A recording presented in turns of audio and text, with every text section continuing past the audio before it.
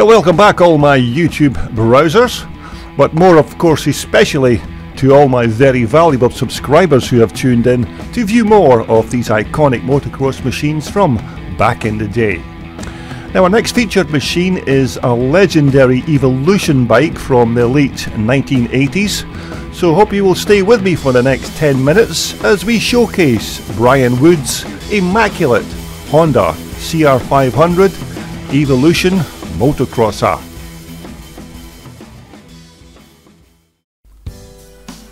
Now this superb Honda CR500 is Brian Wood's lovely Evolution bike, and these pictures and video clips were captured just a couple of years ago, just prior to Brian preparing the bike for the forthcoming 2018 racing season. Now Brian doesn't actually ride this bike, but builds and prepares the bike and sponsors various riders to put this beautiful machine through its paces at many of the big motocross events around the UK. Now I'm sure you don't need me to tell you how good these 1989 Honda CR500s are.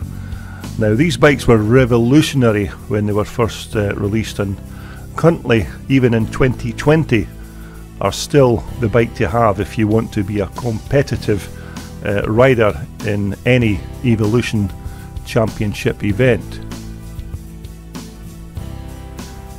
Now there are many reasons why you should own one of these CR500s, and it's not just because they are basically nuclear missiles on two wheels. This bike's handling was absolutely superb, and painted in this fighting red colour scheme, it just looked drop dead gorgeous as an open class motocross machine. It takes a big rider to get the very best out of one of these big 500cc open class Evolution machines, and there are many club riders who ride these CR500s but not to their potential, and if you can sit on one of these bikes at full throttle in top gear, you're a very special rider indeed. The big 500cc CR Honda motor, what can we say about this Honda power plant other than it's an absolute brute of an engine and produces a very wide spread of usable power. Single cylinder 2-stroke motor, of course, with a 5-speed gearbox, wet multiplate clutch which is gear driven onto the crankshaft. The motor is fed its fuel by a 38mm Keane flat slide carburetor through a very potent reed valve intake into the cylinder. The motor, as you would expect, has a electronic CDI ignition. The motor is obviously water cooled with a twin radiator setup with a single radiator that runs down either side of the frame's front down tube. And from what I can recall from memory, these CR500 Hondas put out about 52 horsepower, which was absolutely superb for one of these 2-stroke motors.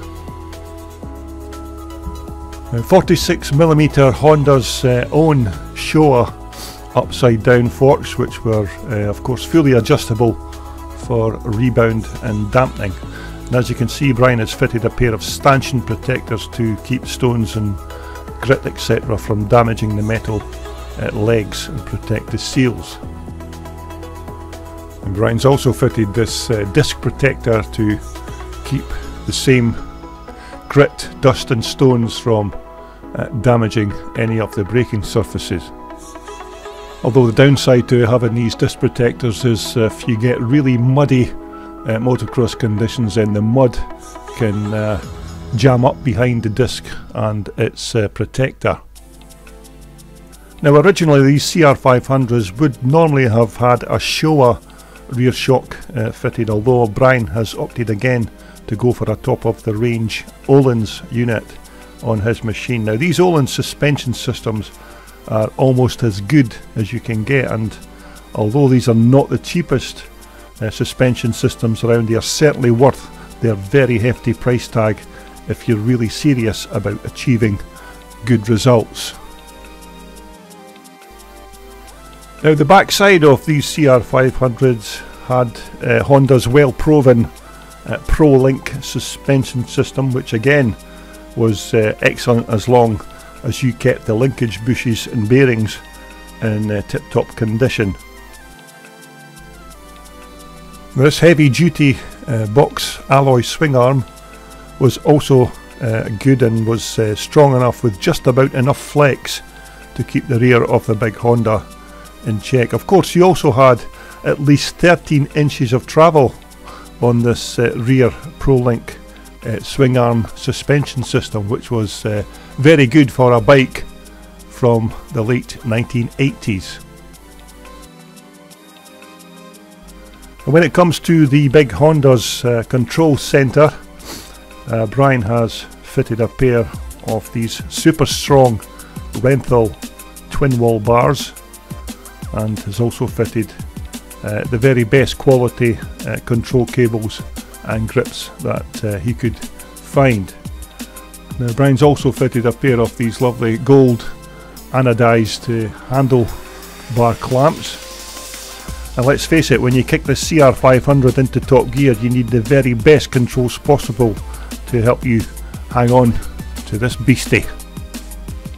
And once more, some of the very best controls that you could find, and also with the supplementary kill switch there, and this is a must on a machine of this calibre. I mean, you don't want that CR500 motor running at full throttle if there's ever an incident. Now, good quality Nissan brakes all round on this CR500. Now the rear brake is a single piston unit fitted with, of course, sintered brake pads.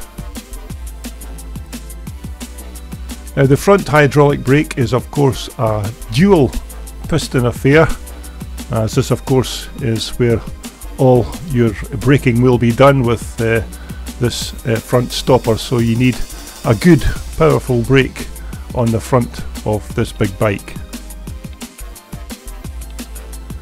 Now, as you can see, Brian has swapped the original Honda exhaust system for this very high quality DEP system, which is of course from Derek Elwell pipes, which are all made here in the UK in Buckland Hill in Maidstone in Kent. Now, DEP make exhaust systems for many makes and models of motocross machines, and if you're looking for an exhaust for your particular bike, then it might be worth giving them a call to see what they can do for you. But these are very high quality exhaust systems, and in fact I used to use this particular system on an old 1980 440 Myco that I had some years back.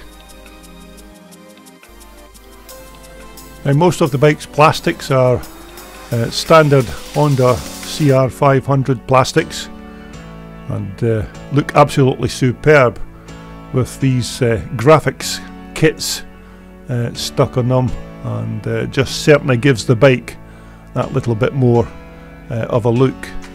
Of course, Brian has changed the HRC Honda badge to Honda Racing Cumbria, which is of course where Brian originates from.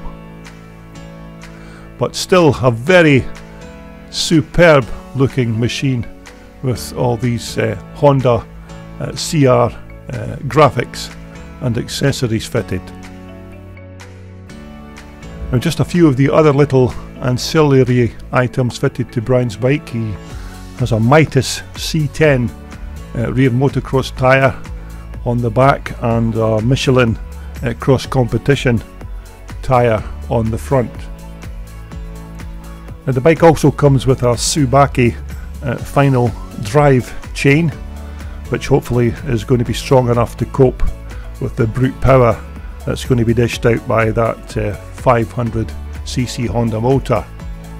Now these CR500s of course had a removable subframe, which of course gave you better access into the air filter box and of course for the suspension linkage. But for me, as you know, I'm a firm believer in the statement that if a bike looks right, then it usually goes right, and these CR500 Hondas certainly tick all the boxes in that respect.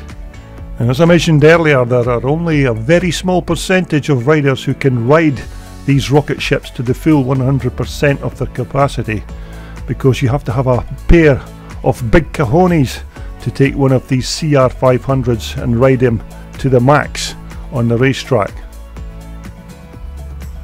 Although when you look at the overall package of these Honda CR500s, they absolutely have it all. A superb chassis, a stonking two-stroke 500 motor, and what's more, it just has the looks. So if you're serious about your evolution racing and you want decent results, then these 500 Hondas are without doubt the bike to put on your most wanted list. Well, there you have it. I hope you've enjoyed this very short look at Brian Wood's very nice CR500 Honda. And as late 1980s evolution bikes go, Brian's is a superb example of one of these big open class Evo racers. So just stay tuned to my Classic Dirt Bike TV channel for more vintage, classic and evolution dirt bikes, or better still, just subscribe to my channel in order to make sure you don't miss a single machine. This video was brought to you in association with World Sport, the world's #1 supplier for all your off-road and leisure sportswear. Just visit their online website for more information.